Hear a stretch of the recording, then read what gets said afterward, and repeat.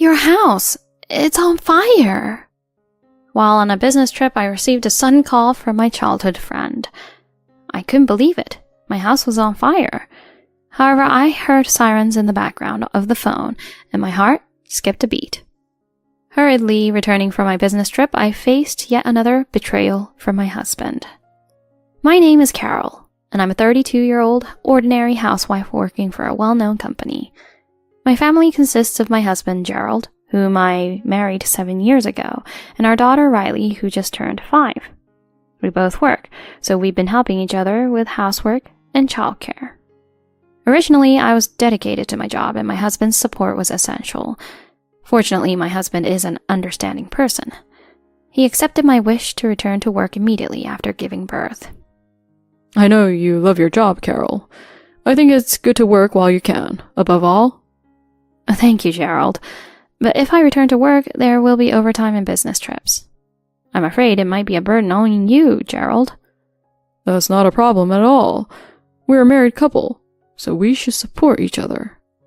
But what about Riley? Riley is my child too, right? As a father, I'll gladly take care of our daughter. I see. Okay then, let's do that. Thank you, Gerald. So I gave birth to Riley and returned to work 6 months later. Now, our daughter is almost 5 years old. I can continue working actively, all thanks to my husband. Additionally, we have a goal to purchase our own home. The last few years have been especially thrifty. Thanks to this, our savings are steadily growing. By the time our daughter enters elementary school, we should have reached our savings goal. My daughter also seems to understand, even at a young age, that I am busy with work. She always sees me off at the entrance whenever I leave the house. Mom, take care. Thank you, Riley. Do your best at daycare too.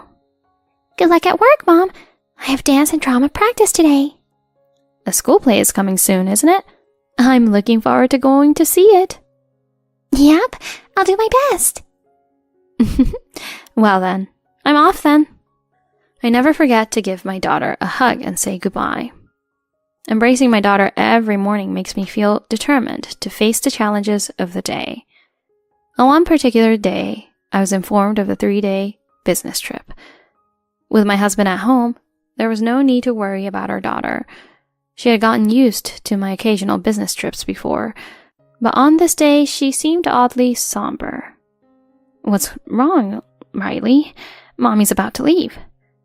When will you come back? I'm going on a business trip starting today. I'll be back after you've slept twice more, maybe? I see. What's wrong? Are you feeling lonely? Yeah, because I'll be alone at night. Huh? What are you talking about? Dad is here, right? Dad, at night. Just as my daughter was about to continue, my husband appeared from the hallway asking, Aren't you leaving yet? I couldn't help but inquire about what my daughter was about to say. Hey, Gerald, usually when I go on business trips, you stay at home, right? Huh? What's with the sudden question? Of course, isn't that obvious? Right? And just now, Riley says she'll be alone at night, so I thought you might be going out. No, there's no way I'd do that. Leaving Riley alone at home when she's here? Of course not. Don't worry, I'll take good care of her during your business trip. Yeah, that's right. Thanks. So can I count on you for the next 3 days? Absolutely. Take care, Carol, and have a safe trip. Thanks. I'll be going. I trusted my husband's words and headed for the business trip. As I closed the front door, I was concerned about my daughter's lack of energy, but I attributed it to the temporary loneliness caused by my absence as a mother. So I decided not to think too much about it. I then finished all my work on the business trip and then headed to the hotel for the night. Phew, I'm tired. My stomach isn't too empty, so I think I'll just go to bed early today. I took a shower and then lied down without having even dried my hair. At that exact moment, my phone rang. On the screen was the name of my childhood friend, Malia. She works as a freelance makeup artist. Even though we're close friends, why would she call at this late hour? It's already past 10 p.m. Could Malia have had a fight with her husband or something? Thinking about that, I answered the phone, and her flustered voice comes through. Carol, wait! What are you doing right now, and where are you? Huh? Malia, what's going on? Why are you so flustered? What's going on? Where are you right now? I'm on a business trip today. Business trip? Come back right now. There's a fire at your place. It's spreading inside the house. Fire? At first, I couldn't believe it was true, thinking it might be some kind of prank. However, hearing the sirens in the background, I became convinced that it wasn't a joke.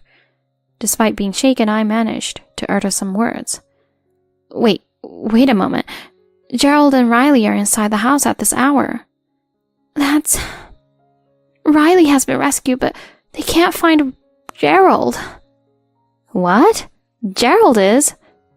They're still firefighting, so I don't have all the details, but just come back. Riley has been crying the whole time. Riley. Despite being shaken, I hastily packed my belongings and caught a taxi. Honestly, I don't remember much about what happened afterward. After contacting the company, I repeatedly called Gerald, but couldn't reach him. What should I do if something happened to Riley and Gerald? Please, everyone be safe. My sound of my heartbeat resonated loudly in my ears, and the time until I reached home felt incredibly long. Upon arrival, I frantically searched for my husband and daughter. Gerald! Riley! Where are you? Then with a shout of, Mom! My daughter jumped into my arms. Riley, I'm relieved you're safe. Mom, it was scary. I'm sorry. It must have been terrifying. Although covered in soot in places, my daughter seemed to have no major injuries. Holding her, I felt relieved, and tears welled up in my eyes. Malia, my childhood friend, brought over a firefighter and explained the details of the incident.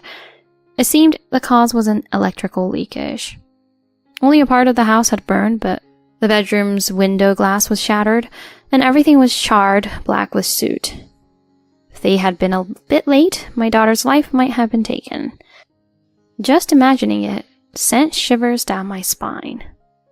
Then I realized something important. I grabbed my daughter by the shoulders to locate my husband. Riley, where's Dad? He was in the room with you, right? Then my daughter murmured, quietly looking down. Dad's not here. What? What do you mean? He was in the house with you, right? Dad said he had to go because there's a baby. A baby? What's that?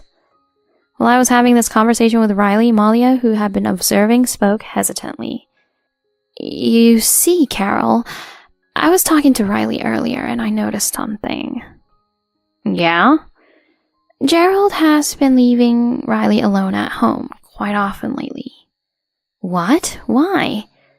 I don't know, but if what Riley said is true... A baby? Could it be? Unpleasant thoughts came to my mind. Leaving Riley alone at this hour without telling me that my husband has an important baby and that I still can't get in touch with him? All of it seems strange. I'm not pregnant and a baby with another woman? Gerald of all people? Cheating? Palpitations and dizziness hit me all at once, with a reality I had never imagined. As I stood there stunned, my phone rang. On the screen was my husband's name. I rushed to the phone. Hello? Oh, Carol. Sorry, I couldn't answer the phone. I just found my smartphone stuck next to the bed. Hey, where are you right now? Where? I'm at home. What's up? I see. And Riley? It's midnight already. Obviously, she's asleep. Did something happen? Feeling lonely, perhaps? Don't worry too much. If anything happens, I'll protect both you and Riley. My husband casually uttering irresponsible words, indifferent to the household turning into ashes. Moreover, I could hear a woman's giggling laughter in the background. He believed I was calling for my business trip without a hint of suspicion. I became convinced of my husband's infidelity, and anger started to boil inside me. I won't forgive him. It's one thing if it's just me, but exposing Riley to danger? No way. In that moment, I resolved to take revenge, no matter what it takes. Thus, I decided to take revenge on my husband. After confirming that the fire was extinguished, I took my belongings and went back to my parents' house with my daughter. Although my unexpected visit surprised my father and mother, I had to convey even more shocking facts. I put my daughter to sleep and explained the whole series of events to my parents. So, Gerald's affair came to light because of the fire. That idiot doing such a thing. Unbelievable. Leaving behind little Riley to meet his mistress. Expressing their dismay, my parents continued to speak, and I interjected. And according to Riley, Gerald says something like, I have to go because there's a baby. A baby? Could it be? Yeah, probably. I think his mistress is pregnant, and there's a child between them. Furious at my husband's despicable actions, my father's face turned red, and my mother was left speechless. I wanted to cry, but there was no time to waste on such things. I calmly explained my revenge plan against my husband. Both of them were surprised, but quickly accepted it. Watch this. I won't let him have it his way. I'll make him regret it, for sure. The next morning, we decided to carry out the plan by returning to the apartment I once lived in. My parents and I hid in the closet, and my daughter waited at the entrance, ready for action. At that moment, with a bewildered exclamation, my husband unlocked the door, returning from his mistress's place. Welcome home, Dad. Upon hearing our daughter's voice, he rushed towards Riley. Oh, Riley, what happened to you? The whole house is black and you're soaking wet. Did something happen? Don't turn on the lights. Dad, it hurt and I was scared. Riley began to sob. Riley, what's going on? It hurt. It was scary. Hot. Help me, Dad. Hey, what happened? Well, first, let's turn on the lights. Gerald tried to turn on the lights, but due to the impact of the fire, they didn't work. He then attempted to illuminate the scene with his phone. Oh no, Riley, what happened to you? He backed away in shock. Yes, at this time, my daughter's face was covered with special makeup for burns. Malia, who works in the makeup industry, was consulted regarding revenge against my husband. She suggested this plan. My husband, unaware of the circumstances, was in a complete state of panic. My daughter slowly approached her father and delivered the lines as scripted. Dad, why did you leave me alone? The house got really hot and I was scared all by myself. The smell in the house. Could it be a fire? If you were here, Dad, I wouldn't be in this situation. It's all your fault, Dad. Wait, I get it. Just don't come near me. I'm not good with scary stuff. My husband has a strong aversion to things like ghosts and supernatural phenomena. Approaching him with a grotesque appearance, my daughter was nothing short of a horror movie scene. My husband fainted and even peed himself during my daughter's act.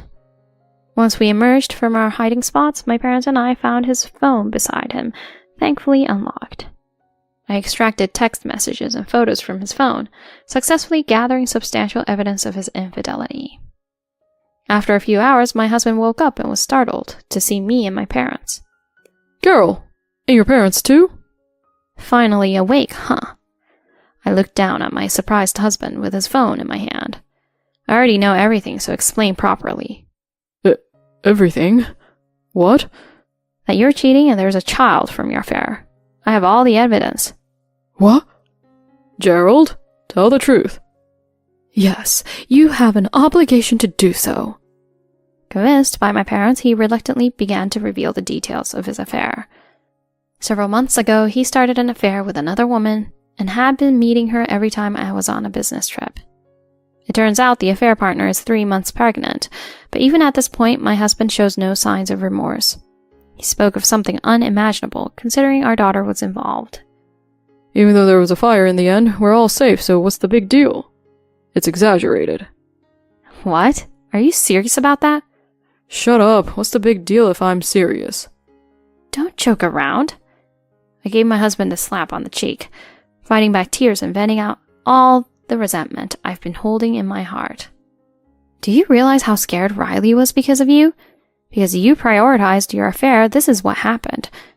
I don't mind divorcing you and letting you be with your mistress, but at least reflect about having endangered our daughter.